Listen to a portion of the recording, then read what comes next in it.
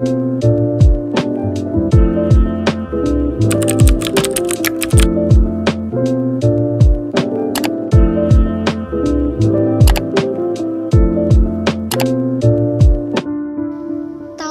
kamu, dengan mempelajari sains yang berlandaskan Al-Quran, umat Islam sedang mengemban tugas yang mulia.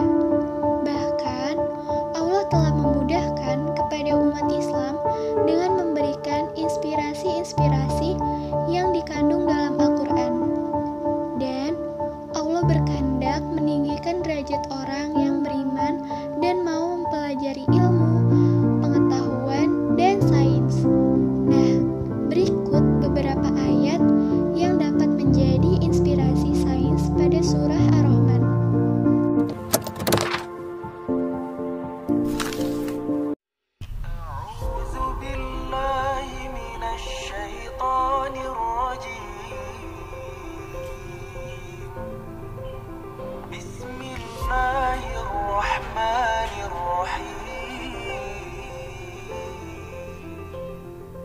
الشمس والقمر بحسبان. Surat Ar-Rahman ayat 5. Matahari dan bulan beredar menurut perhitungannya. Dalam arti surat Ar-Rahman ayat 5 memiliki arti yang cukup singkat, namun memiliki kandungan makna yang sangat banyak. Salah satunya yaitu pergantian musim. Di antara tanda-tanda kekuasaan Allah, yaitu matahari dan bulan beredar pada porosnya menurut perhitungan yang sangat teliti dan tepat tanpa cacat. Allah menyebutkan bahwa matahari dan bulan yang termasuk di antara benda-benda angkasa yang terbesar berada dalam orbitnya masing-masing, sehingga terjadilah perubahan musim-musim. Dengan adanya perubahan-perubahan musim tersebut, manusia dapat mengatur kehidupannya, mulai dari pertanian, perdagangan, pendidikan, dan sebagainya. Dalam surat Ar-Rahman ayat 5 terdapat kata husban. Menurut Quraisy Shihab, kata husban diambil dari kata hisab yang berarti perhitungan. Penambahan huruf alif dan lam pada kata ini menunjukkan makna ketelitian dan kesempurnaan. Mengutip tafsir Al-Muntakhab Quraisy menerangkan bahwa ayat 5 surat Ar-Rahman ini menunjukkan sistem peredaran matahari dan bulan telah akurat sejak awal mula penciptaan. Dengan peredaran yang sangat akurat ini, sehingga manusia dapat mengetahui hari dan bulan, bahkan dapat mengetahui kapan terjadinya gerhana. Selain itu, Quraisy menjelaskan penempatan matahari dan bulan yang sangat tepat, sehingga manusia dapat mendapatkan dampak positif, di mana jarak matahari dan bumi sekitar 92,5 juta mil. Jika bergeser sedikit saja, maka akan berdampak buruk bagi kehidupan bumi, yaitu jika bergeser sedikit lebih jauh, maka bumi akan membeku.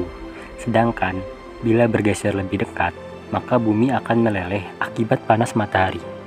Allah Subhanahu wa Ta'ala telah mengatur sedemikian rupa posisi matahari dan bulan, sehingga terjadilah keseimbangan di muka bumi, dan makhluk hidup dapat tinggal dengan nyaman. Seperti itulah Tuhan Yang Maha Esa menunjukkan kekuasaannya.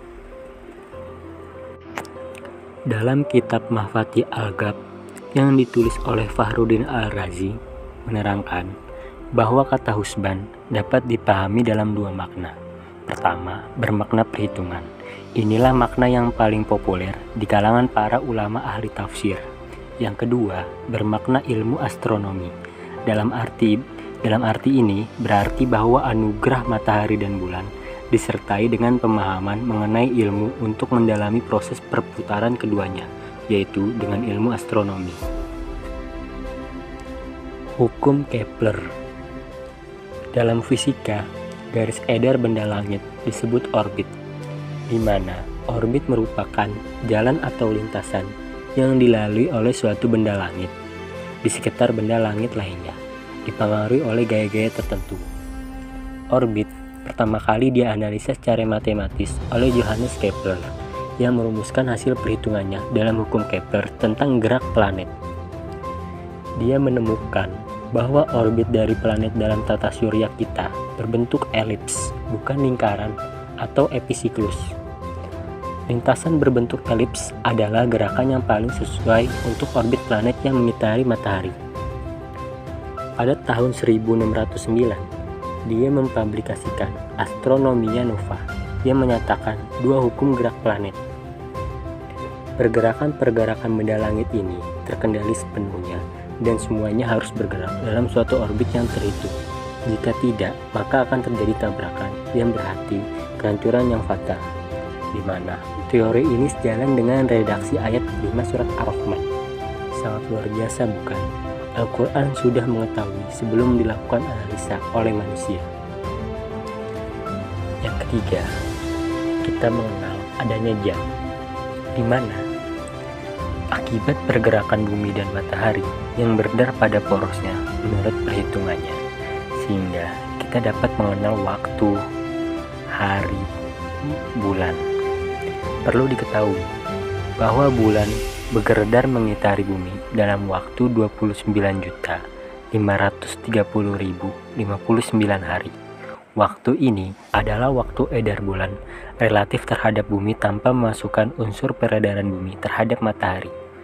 Apabila dimasukkan unsur pergerakan relatif bulan dan matahari terhadap semua bintang di alam, maka lama peredaran bumi bukan 24 jam, tetapi 23 jam 56 menit 4 detik, dan waktu edar bulan terhadap bumi adalah 27.321.661 hari.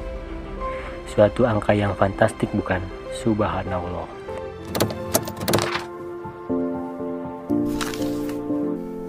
أعوذ بالله من الشيطان الرجيم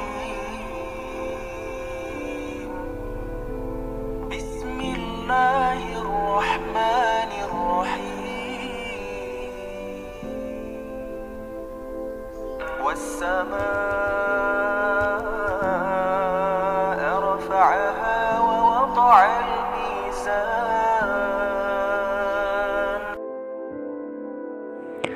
Surat Ar-Rahman ayat 7, artinya, dan Allah telah meninggikan langit dan dia meletakkan neraca atau keadilan.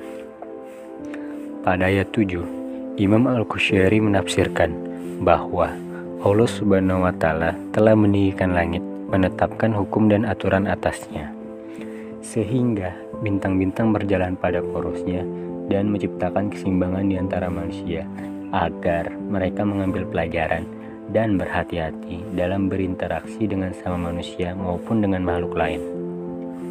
Sedangkan dalam tafsir lain yang dikatakan oleh Ibnu Jarir Al-Tabari dalam tafsirnya Jami Al-Bayan fi Ta'wil Al-Quran menerangkan bahwa pada ayat 7 surat Ar-Rahman, Allah Subhanahu wa Ta'ala menciptakan langit yang menaungi bumi dan menciptakan keadilan dan keseimbangan di antara makhluk-makhluknya di muka bumi.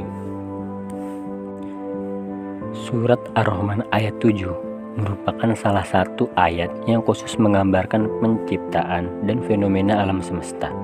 Bahkan ada lebih dari 40 ayat Al-Quran yang memberikan keterangan tentang astronomi atau ilmu bintang.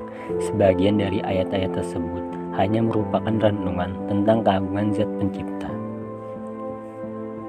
Pengaturan segala sistem bintang-bintang dan planet-planet yang dikatakan dalam Al-Quran sejalan dengan peraturan keseimbangan yang dikatakan oleh Newton, yaitu peraturan daya tarik antara benda-benda atau Law of Gravitation. Hukum gravitasi universal Newton menyatakan bahwa benda di alam semesta saling tarik-menarik dengan gaya yang berbanding lurus dengan hasil dari massa dan berbanding terbalik dengan kuadrat dari jarak antara mereka, atau secara terpisah menunjukkan bahwa besar massa berbentuk bulat simetris tarik-menarik seolah-olah semua massa terkonsentrasi di pusat-pusat mereka.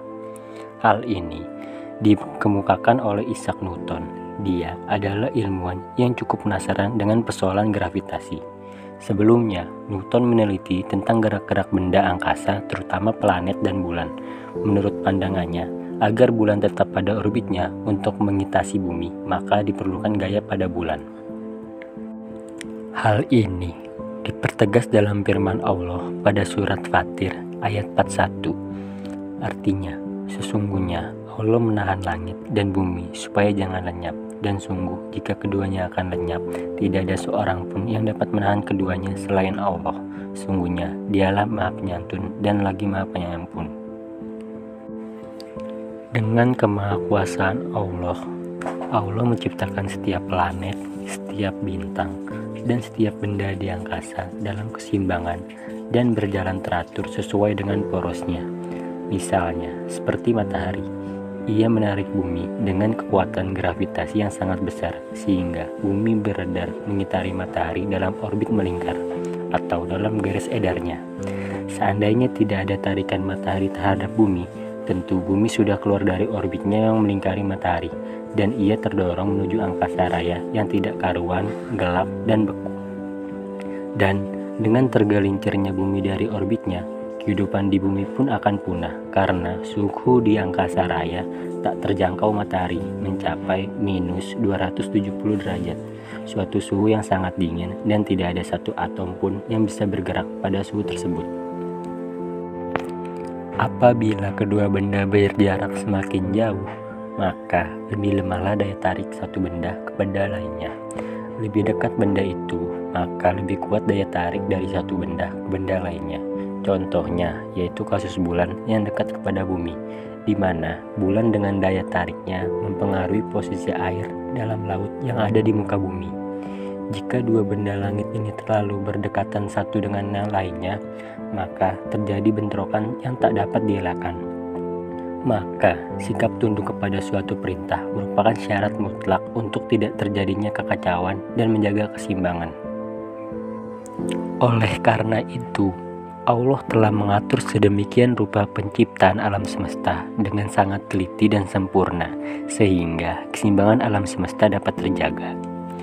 Itu merupakan salah satu di antara masih banyak fenomena bagi orang-orang yang berpikir, di mana Allah menunjukkan kekuasaannya supaya kita tetap tunduk dan bertakwa. Surat Ar-Rahman merupakan salah satu surat yang ada di dalam Al-Quran. Surat Ar-Rahman menerangkan banyak peristiwa tentang pencipta alam semesta, di mana seluruh alam semesta tunduk kepada satu hukum yang seragam, dan segala bagian suku cadangnya membentuk struktur dan gerakan yang amat serasi, sehingga surat Ar-Rahman dapat menjadi inspirasi sains yang terus berkembang pada zaman ini.